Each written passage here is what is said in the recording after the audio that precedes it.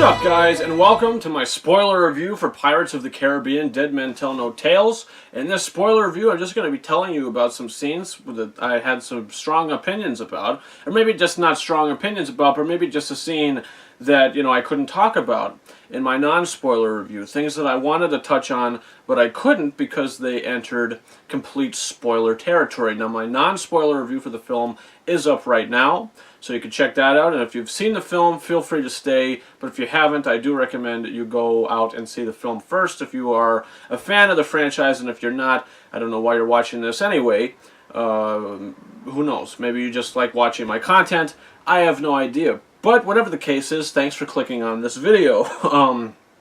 So yeah, Pirates of the Caribbean, Dead Men Tell No Tales, the fifth installment. As I knew going into it, it took place, like 5 years after On Stranger Tides, but this film's story really kind of connected to the first three movies, particularly the events at the end of At World's End, because we see in the beginning of this film, young Henry Turner, he goes off to find the Flying Dutchman. He's looking to find his father to tell him that he thinks that he knows a way to break his curse, and it's the Trident of Poseidon. And it's this fantastic scene in the opening of this movie, something I didn't really want to talk about because Orlando Bloom is only in 2 scenes in this film, and it is the very first scene.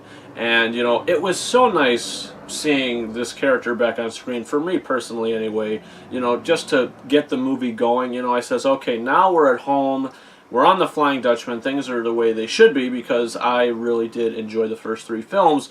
If you are new to this channel and you're just watching me for the first time right now, and you didn't watch my reviews for the other films that are up on this channel now, I do love those first 3 movies. And, it was so nice to be back on the Flying Dutchman and everything. We're not on there long, but, we get this very touching conversation between Will and Henry. Will's just like, stay off the seas, it's pretty much dangerous, don't waste your time, I'm bound to the Dutchman, all this kind of stuff. And then the music that plays in the background is absolutely phenomenal. It's the One Day track. It's Will and Elizabeth's love theme that plays during this theme, which pretty much now kind of symbolizes the theme of their family, almost, that whole thing. It's beautiful music that, was composed by Hans Zimmer. This one is done by Jeff Zanelli, and as I said in my non-spoiler review, the themes that we remember from this film are the themes that were created by Hans Zimmer. All of the new music in this movie really doesn't stand out at all, because he does recycle a lot of the older themes, which is great, and it works. I'm just saying that the original music isn't that powerful, it isn't that strong. But there is not as much of the new music. We get a lot more of the old music, and I really enjoyed how the film started with that theme, and then we cut into Henry. He's now an older man. I think it said 9 years later or something, and he's working with all these men, and they're going to the Devil's Triangle and all this, and they go in there, and there's this big ambush, and Henry's been put in the cells because he tried to tell them we shouldn't go here, it's a mutiny, blah blah blah. So this is the scene that we saw in the first teaser trailer for this film, when we see Salazar for the first time, and he comes down the stairs and he talks to Henry, and he says, look, death is coming for Jack Sparrow, do you know this pirate? We have to find him. And at first we don't really know why Salazar wants to kill Jack so much, but then later on in the film we see that, Salazar was this kind of guy that was trying to take out all the pirates, and, they've infected the seas, and he wanted to clean the seas from that. And, there was this boy, this Jack Sparrow, who came along, and he really was the one that was able to take down Salazar, and he trapped him in the Devil's Triangle, pretty much. And apparently, I don't really remember, I've only seen the film once, but the thing about Jack's compass, which plays a bigger role in this film, I mean, I guess his compass has always been the thing that would point everybody to where they wanted to go in the last couple of movies, but in this one, it has this sort of magical power that they don't really dive too deep into. Like, I didn't really get it. It is kind of convoluted with this whole compass thing, because I guess this movie is trying to have us understand that the compass and his hat and the sash and everything was given to him by the captain of the ship that he was on when we see that flashback. But if you watch Dead Man's Chest, when we see Tia Dalma for the first time, you know, she goes into the back rooms and she says, "The compass, you bought it from me. You know, it will not lead you to this." You know, talking about the heart of Davy Jones, or the key to Davy Jones's chest, or whatever. So that implied, it was a small line, but that implied that, you know, Jack bought the compass from Tia Dalma. So I don't know if the writer of this film didn't remember that. I don't know if he watched the other movies first. I'm not sure, but that doesn't make any sense. If they do a sixth movie, are they going to explain that Jack had the compass, lost it, Tia Dalma got it, and then he bought it back from her? You know what I mean? It doesn't really make sense, because he gave it away. You know, he literally trades it. He trades the compass off. Now, I guess in the other films, he doesn't really trade it. It is still his. He's just letting other people use it, like in the other movies. And I guess that's fine, you know, but it just didn't really, that part didn't really make any sense. But overall, I mean, the movie is a very fun film. Like, it is a very fun film. When we see the Black Pearl for the first time, it comes out of the bottle. We get, you know, the theme that introduced Jack in the first three films, the, you know, that whole thing. That music plays when we're introduced to the Pearl for the first time since the third movie, you know, pretty much.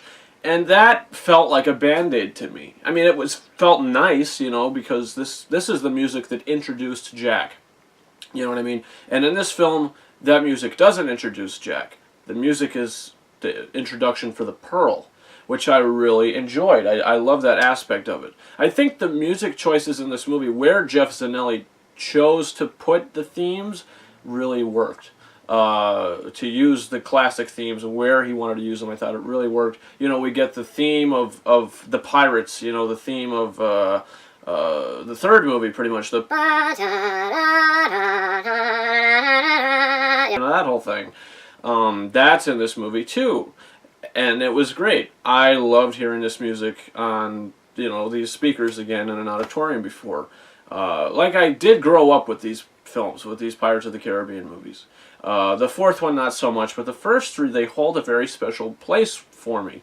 And when the end of the film came, and we see Will is now a human. Well, he's always been a human, I guess, but now he's saved. You know, his curse is broken, and he's stepping on land, and he's meeting his son again, and he reunites with Elizabeth, who doesn't speak in the film, but she just runs up and they hug and they kiss and all this. And, you know, that theme, again, is playing, Will and Elizabeth's love theme, which, the scene put me to tears. It did put me to tears because like I said, I've grown up with these characters.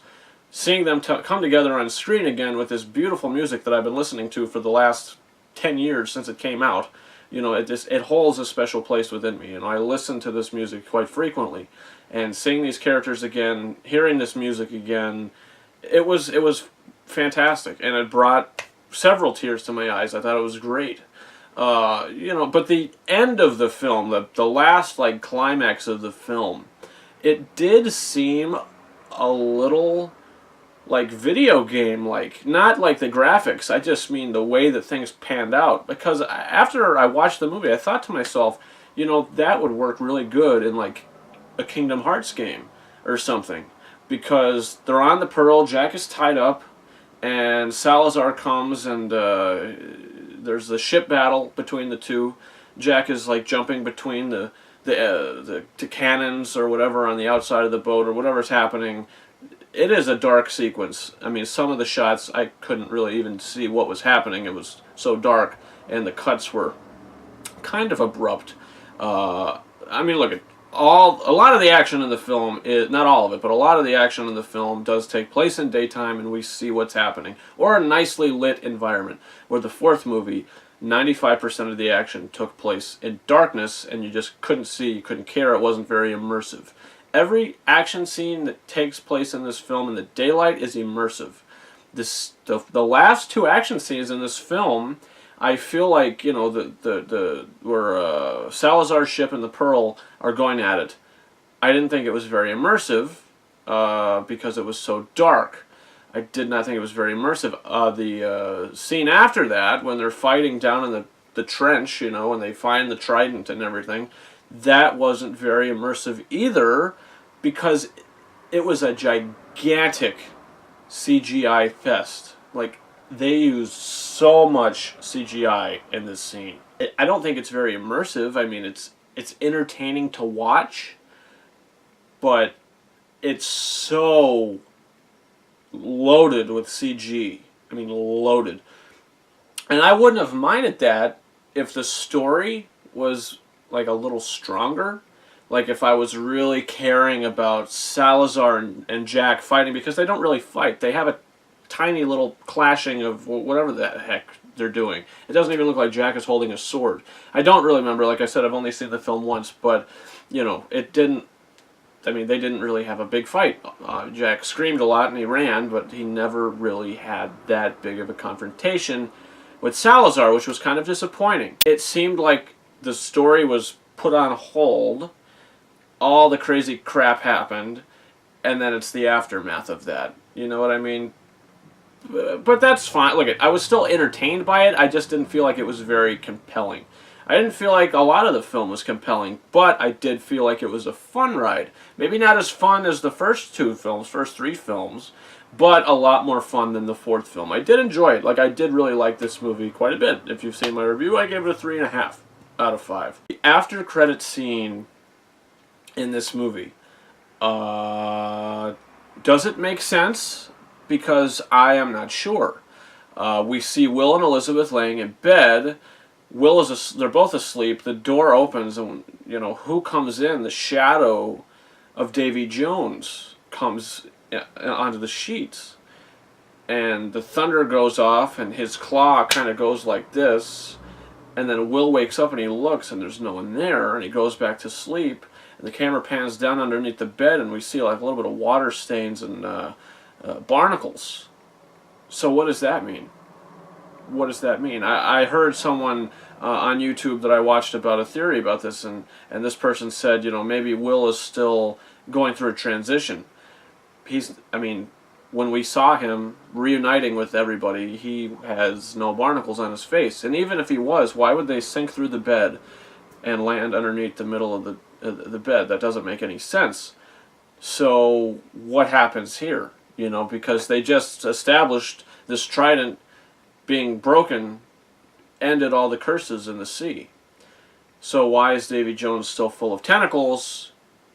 And was it a dream? But why was there the barnacles under the bed? It doesn't really make any sense.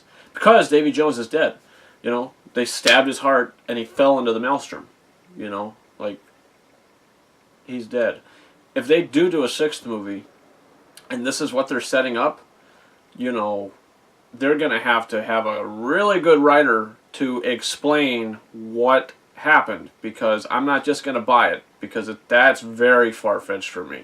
In my non-spoiler review, that's when I said, you know, something I never thought would happen or something I never thought I'd see, you know, was this whole Davy Jones thing. I guess we'll see where they go with it, but honestly, I have no idea. Like, that's very confusing to me, and I think they're getting into very convoluted waters if they go in that direction. But if you think about it, at the end of On Stranger Tides, the after credits to that, we see Angelica getting Jack Sparrow's voodoo doll, and she's just looking there and she grins and it ends. You know what I mean? And they never really went into that in this movie either. So these after credit scenes maybe won't play into the next movie, but I don't know, maybe he was just dreaming, but if he was, why was there barnacles under the bed? I have no idea. Who knows? Who knows? We'll just have to see what happens in the next one. And I can't leave this video without saying, "A pirate's life, Hector. A pirate's life." Yeah, Barbossa dies for the second time in this series, and I think probably for the last. Tia Dalma's not around to save him this time. I think he's dead. He sacrificed himself for his daughter, and technically he sacrificed himself for everyone. You know, he kills Salazar, which is nice, because if you think about it, in the last movie he killed Blackbeard too. Pretty much he killed Blackbeard. He stabbed him with his poisonous sword. So that was nice. Good for Barbossa, one of the best characters in the series, and he's going to be missed. You know, he had a crazy arc. Like, he had a very interesting arc from the first movie to this movie. That character has been through so much. So, you know, it's sad to see him go, but you know what? I think the last 10 minutes of this movie was maybe the best 10 minutes of the film. Really compelling stuff, and I think they did a great job with it.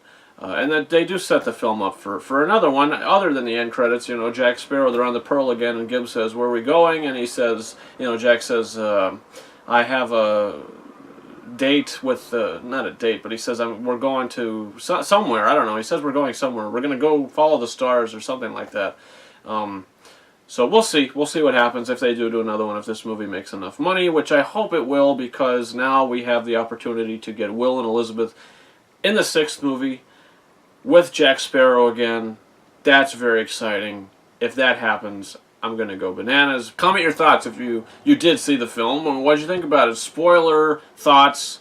You know, give it all away in the comment section. Let's have a conversation. Guys, you can follow me on Facebook and Twitter. The links to those are in the description of this video. You can also follow me on Snapchat at RyanKing72 and on Instagram at KingArises131. Fondle the like button.